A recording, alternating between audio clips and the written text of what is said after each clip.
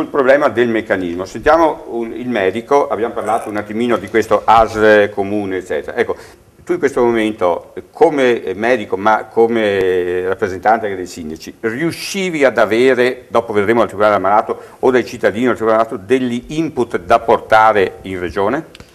Sì, io vorrei obiettare alcuni punti, alcune affermazioni che sono state fatte. Beh, innanzitutto non condivido che esista una lobby dei medici che impedisce le riforme, perché semmai i nostri rappresentanti hanno sempre collaborato sia a livello locale che nazionale.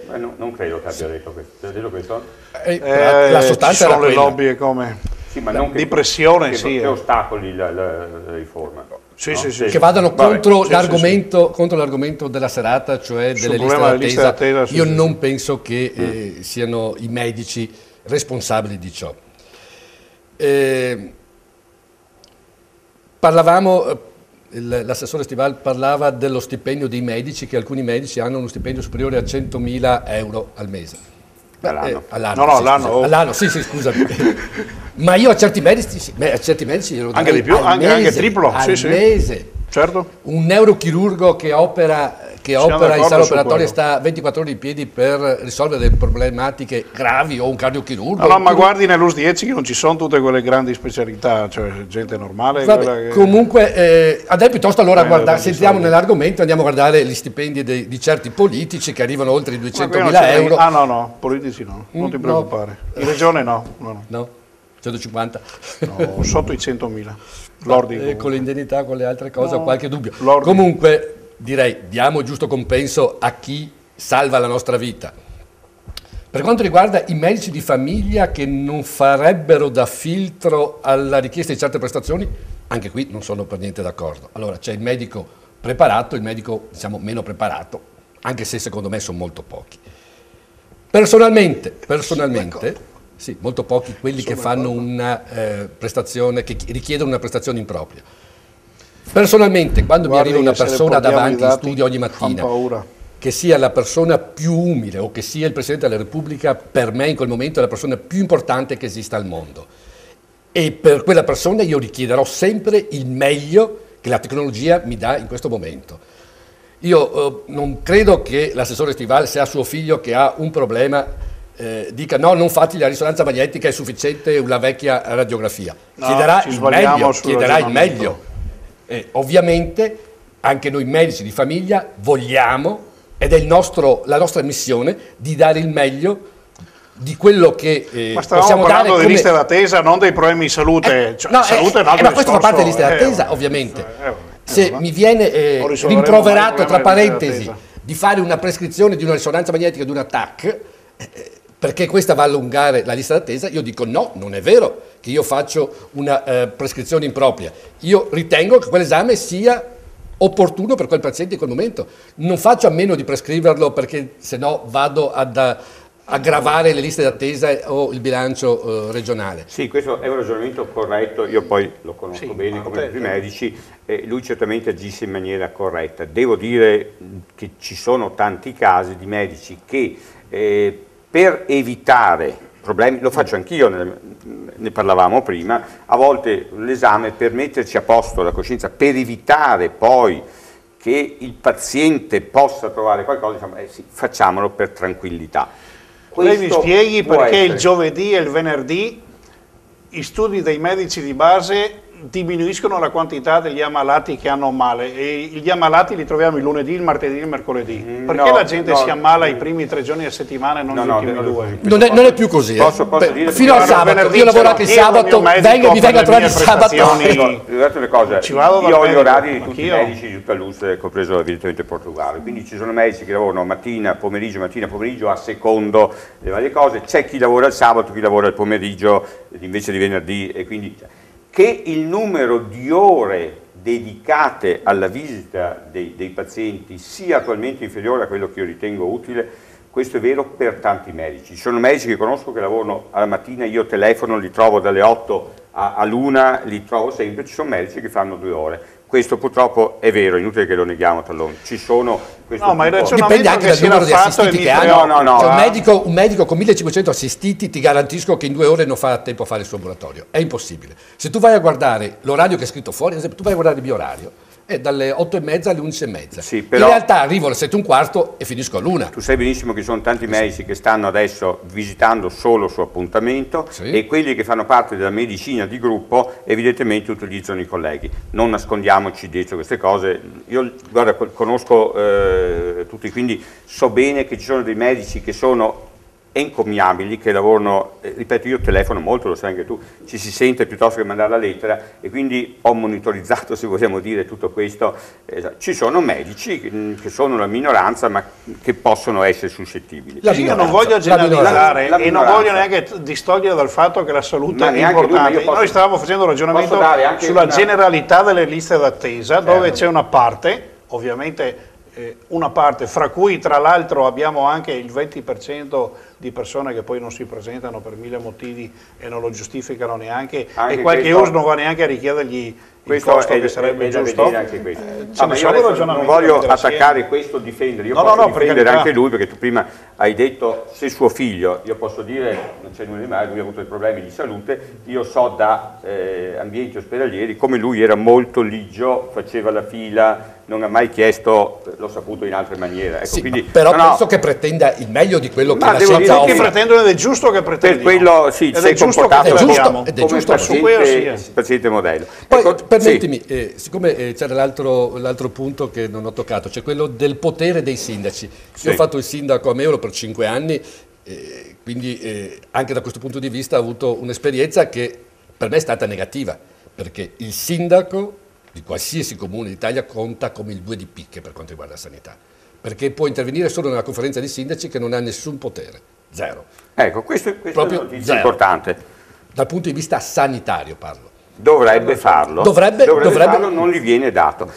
Come il Tribunale del Malato, lei che raccoglie questo, quando raccoglie questo, le porta al sindaco, le porta all'AS o la porta in regione? Il mio referente è l'AS. Che è quello che dovrebbe dare il servizio, però. Io ho rapporti con il gestore del servizio. Il gestore del servizio è il direttore generale dell'AS, che è nominato dal presidente della giunta regionale. Qua bisogna che le cose siano chiare. Allora, la giunta regionale e il presidente della giunta regionale hanno competenza per la programmazione del settore. I sindaci, ancorché siano responsabili della salute dei cittadini, non hanno poteri cogenti se non il potere di pressione politica nei confronti dell'amministrazione regionale. Ma allo Stato non è che abbiano neanche che sia previsto un loro coinvolgimento diretto o indiretto attraverso, per esempio, l'espressione di voti o di valutazioni su proposte che vengano sottoposte alla loro valutazione. E quindi hanno un potere molto relativo. La nuova bozza di piano sociosanitario regionale, che è appena uscita, non prevede per i sindaci un potere di intervento o quantomeno un potere concorrente nella formazione delle volontà. Allora, il gestore della baracca è il direttore generale, che è nominato questo è il gestore. Certo. Il gestore ha un potere, no? Perché è un organo monocratico, e lo esercita ovviamente attraverso le strutture, mica può fare tutto lui. A sto punto il problema è come si governa quella che io chiamo l'intera filiera socio-assistenziale. Ecco, io infatti è quello che voglio capire. Come fa la Regione, lei era in 5ª Commissione, come fa la Regione a prendere le notizie delle cose che non vanno? E dopo lei, dottoressa, mi dice se è giusto come la Regione lo prende o se cambierebbe. Ma guardi che, allora, i bisogni di salute non è che, insomma, nel Veneto siano tanto diversi da Verona a Portogruaro, intendo dire. Certo. Ci sono tutta una serie di ragionamenti che vengono fatti sui parametri. Dove c'è la popolazione più anziana bisogna andare verso la geriatria. Siamo pratici per la gente. Queste sono cose che noi tutti sappiamo e vediamo. Ma io chiedo, da un punto di vista funzionale, voi in regione li prendete come vostra esperienza allora, o invece raccogliete l'opinione da alcune istituzioni come possono essere i sindaci? Ma nell'offerta sanitaria, nell'offerta sociale è importante, infatti c'è maggiore importanza della conferenza dei sindaci e dà maggior peso perché i sindaci hanno competenze proprie, perché il sociale, ma non solo, perché il sociale tocca ed è molto più radicato. Certo. Il servizio ospedaliero invece ha tutta una serie di parametri che sono standard per tutta la regione, ha poca importanza. Allora, se io faccio intervenire in modo pesante i sindaci sulla organizzazione ospedaliera, ci sarebbe la battaglia che c'è sempre stata negli ultimi 100 anni di avere un ospedale per ogni campanile e che non sta in piedi. Noi parliamo delle liste di attesa, parliamo del servizio che viene dato ai cittadini. Esatto, quindi servizi ospedalieri. Stavo parlando del servizio ospedaliero. No, ma noi in questo momento stiamo parlando delle liste di attesa per quanto riguarda le visite e gli esami specialistici, che a mio parere dovrebbero essere raccolti da loro, portati ai sindaci o dalla gente direttamente ai sindaci, tramite conferenza dei sindaci va a loro e voi lo date all'ASL. Dottoressa, lei come la vede allora questo fatto?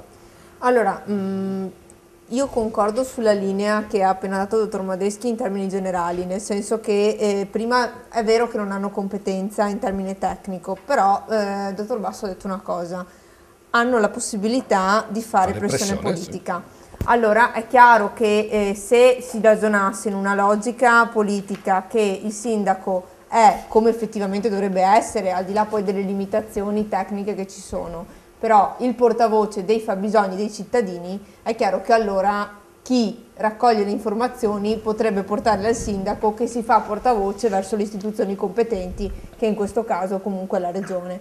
E questo in linea generale, secondo me è un discorso che fila, solo che qui ci vuole un cambiamento culturale e mentale enorme, perché attualmente non avendo la competenza loro è vero che contano come due di coppe, a meno che per responsabilità condivisa di un territorio, che però è molto difficile, anche se sarebbe un obiettivo ambizioso che ci poniamo, per responsabilità condivisa di un territorio si faccia forza, dato che la situazione tra l'altro è molto grave. Allora a quel punto la pressione politica dei sindaci, in questo caso del Veneto orientale, io credo che potrebbe anche influire e che loro potrebbero anche essere uno degli elementi che si fa un portavoce anche per il problema delle liste d'attesa, con la consapevolezza che è vero che poi ci sono una serie di problemi tecnici nella riorganizzazione sanitaria che non è che possano essere i sindaci a rispondere. Le pressioni dei sindaci, però il ragionamento culturale, politico che faceva il dottor Madeschi, secondo me aiuterebbe a creare un altro tipo di logica nella gestione anche di questi tipi di problemi.